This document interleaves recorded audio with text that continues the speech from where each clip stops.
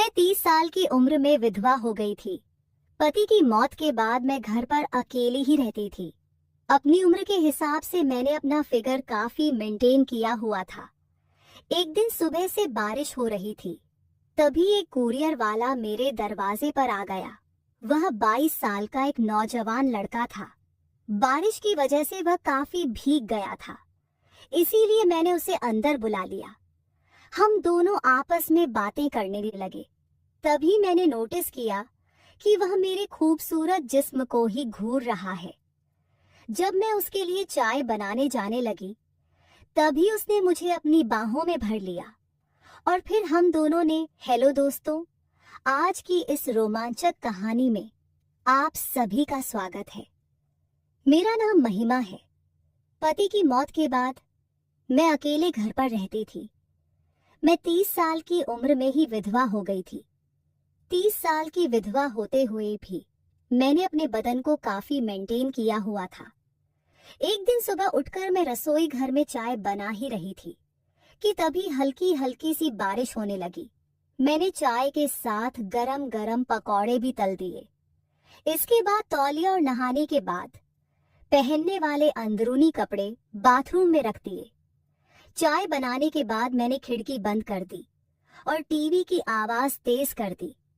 मैं डांस करने लगी और मस्ती में मैंने दरवाजा खोला तो बाहर कुरियर वाला खड़ा था।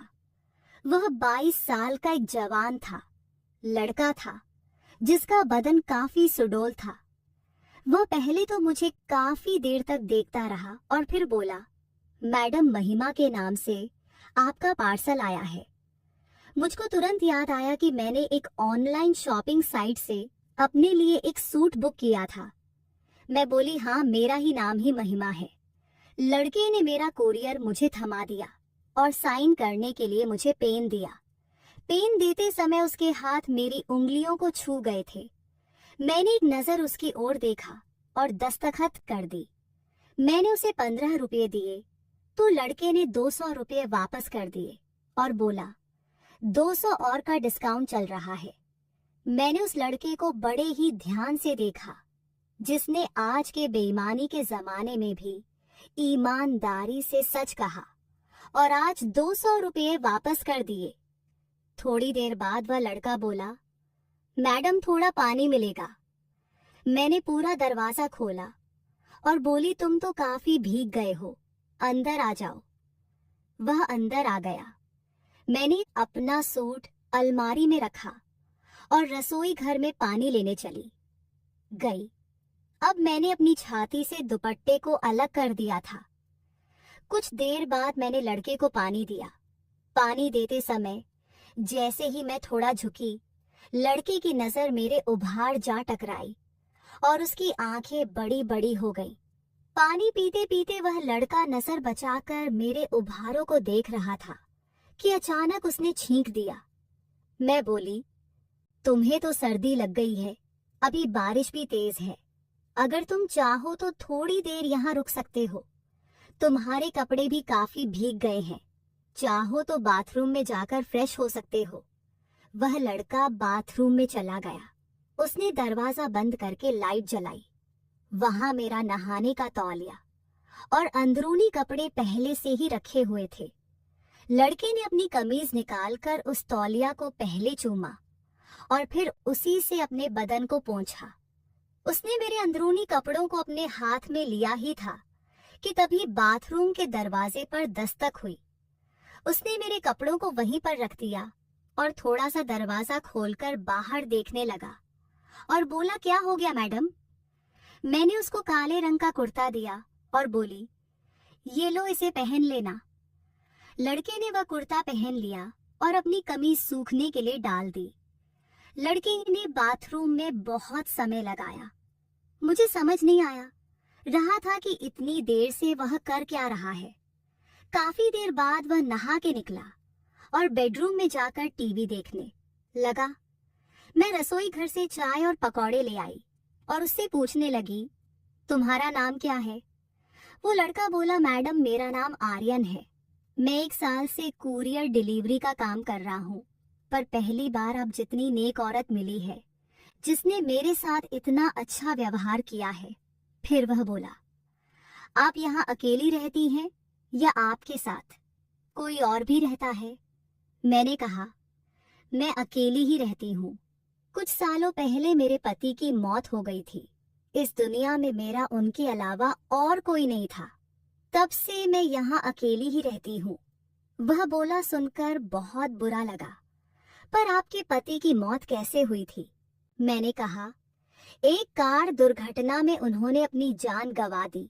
और इतना कहते कहते मैं रोने लग गई। आर्यन ने मेरा दुख बांटने की कोशिश की और अपने बारे में बताया कि उसने ग्रेजुएशन तक पढ़ाई की है और वह इस शहर में पिछले 1 साल से रह रहा है।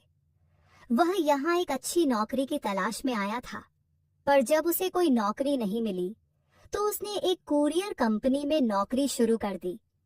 वह बहुत ही मासूमियत से मुझे अपनी जिंदगी के बारे में बता रहा था और मुझे भी अपना दुख बांटने का मौका मिला था। आज इतने दिनों बाद मुझे किसी से बात करके बहुत अच्छा लग रहा था। आर्यन एक बहुत ही सुलझा हुआ इंसान था। हम दोनों को बात करते करते कब 1 घंटा हो गया, हमें कुछ पता ही नहीं चला। मैं अपनी शादी का एल्बम उठा लाई और आर्यन को अपनी शादी की तस्वीरें दिखाने लगी।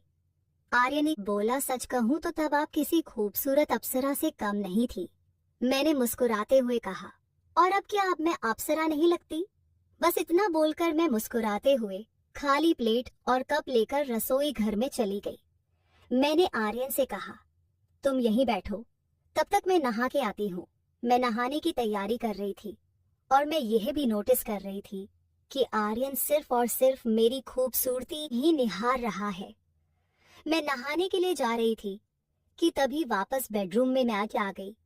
मुझे देखकर आर्यन हैरान रह गया। मैंने पूछा, तो बताओ कैसी लगी मेरी शादी की एल्बम? आर्यन बोला, बहुत खूबसूरत।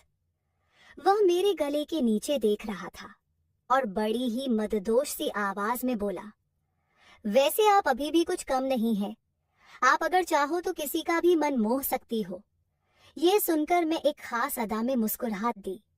मैं नहाने चली गई और कुछ देर बाद मैंने बाथरूम से आवाज दी, आर्यन, मैं अपना तौलिया लेना भूल गई हूँ, प्लीज तौलिया दे दो मुझे।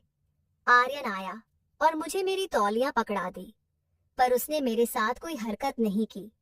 मैं चाहती तो थी कि वह थोड़ी सी छेड़खानी करे, पर उसने ऐसा कुछ भी नहीं किया।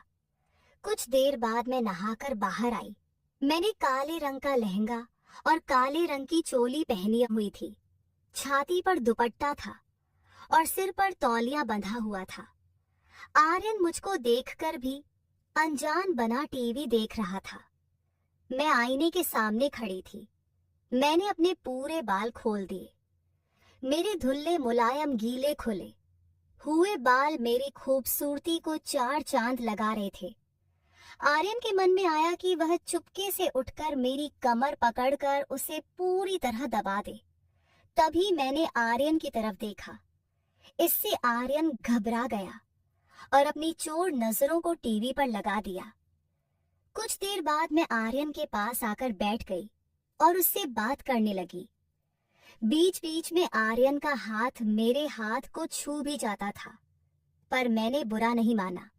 पर इससे आर्यन की हिम्मत बढ़ रही थी और अब वह जानबूझकर मेरे हाथ को छूने लगा। इसी तरह दोपहर के 1 बजे बारिश धीमी हो गई थी। मैंने दोपहर का खाना बनाया और हम दोनों खाना खाने लगे। आर्यन ने पूछा, आप दोबारा शादी क्यों नहीं कर लेती? आप तो अभी जवान हैं और वैसे भी कोई पागल ही होगा जो आपसे शादी करने के लिए मना करेगा। मैं बोली, तुमने अभी तक शादी क्यों नहीं की? आर्यन बोला, माँ तो कई बार जिद करती है शादी के लिए, पर मैं ही टाल देता हूँ। मैं उनसे कह देता हूँ कि अभी तक मुझे कोई लड़की पसंद नहीं आई है, जब पसंद आएगी तो कर लूंगा। मैंने पूछा, तो कैसी लड़की पसंद है तुम्हें? वह बोला, वही जो आपकी तरह समझदार हो, घरेलू काम जानती हो, जो मुझे रोज गरम गरम चाय और बिल्कुल आप जैसे पकौड़े बनाकर खिला सके। मैं उसका भाव समझते हुए बोली, पर आर्यन, मैं तो तुमसे 8 साल बड़ी हूँ और विधवा भी हूँ। आर्यन बोला, तो क्या हुआ? आपके पति की मौत एक हादसे में हुई थी, पर इसका मतलब यह तो नहीं कि आप जिंदगी भर अकेली रहो। आपको भी खुश रहने का हक है और मैं आपको खुश रखूंगा। मैं अपनी चिंता जाहिर करते हुए पूछा, पर क्या तुम्हारे माता पिता मानेंगे? तुम एक जवान लड़के हो। अगर तुम एक विधवा से शादी करोगे तो हो सकता है कि तुम्हारे माता पिता तुमसे बात करना बंद कर दें। आर्यन मुझे समझाते हुए बोला, अरे शादी मुझे करनी है या मेरे मम्मी पापा को? तुमने वह कहावत नहीं सुनी कि जब मियाँ बीवी राजी तो क्या करेगा काजी? शाम के 4 बज चुके थे। तभी आर्यन के फोन पर एक कॉल आया। उसकी मम्मी ने फोन किया था। वह बात करने के लिए रसोई घर में चला गया। मैं दीवार से कान लगाए आर्यन की सारी बातें सुन रही थी। आर्यन ने भांप लिया था कि मैं पास में ही हूँ। तभी आर्यन बोला, नहीं मम्मी, अब आपको कोई लड़की देखने की जरूरत नहीं है। मुझे यहाँ एक लड़की पसंद है और मैं उसी से शादी करूंगा। ये सुनकर मैं शर्मा गई और नजरें बचाकर आर्यन को देखने लगी। इसके बाद आर्यन ने फोन काट दिया और मैं पीछे से आकर उसे लिपट गई। आर्यन ने मुझे अपनी बाहों में भर लिया और तभी बारिश दोबारा शुरू हो गई। मैंने आर्यन को रोका। मैं बोली, अगर बुरा ना मानो तो आज यहीं रुक जाओ। आर्यन का भी मन कर रहा था मेरे साथ पूरी रात रुकने का। मैंने कहा, मैं रसोई घर में सो जाती हूँ, तुम यहीं बेडरूम में सो जाओ। वो बोला, अरे ऐसे कैसे? ये घर तुम्हारा है, तुम बेडरूम में सो जाओ। मैं किचन में सो जाऊंगा और वैसे भी मुझे ज्यादा आराम की आदत नहीं है। मैंने कहा, हाँ, अभी यह घर तुम्हारा नहीं है, पर शादी के बाद तो तुम्हारा भी हो जाएगा। यह सुनकर आर्यन ने मुझे गले से लगा लिया और मेरे गालों पर एक जोरदार किस जड़त दिया। उसने मेरे शरीर से दुपट्टा अलग कर दिया। मैं भी आर्यन से पूरी तरह लिपट गई। वह मुझको चूमने लगा और फिर हम एक दूसरे में समा गए। मैंने अपना सब कुछ आर्यन को समर्पित कर दिया था, क्योंकि हम दोनों एक दूसरे के साथ पूरा जीवन निभाने वाले थे। कमेंट करके जरूर बताइएगा कि आपको यह कहानी कैसी लगी। अगर आपको ये कहानी पसंद आई हो तो इसे लाइक करें और अपने दोस्तों के साथ भी शेयर करें। आगे भी ऐसी रोमांचक कहानियों के लिए हमारे चैनल को सब्सक्राइब करें और बेल आइकन दबाना ना भूलें।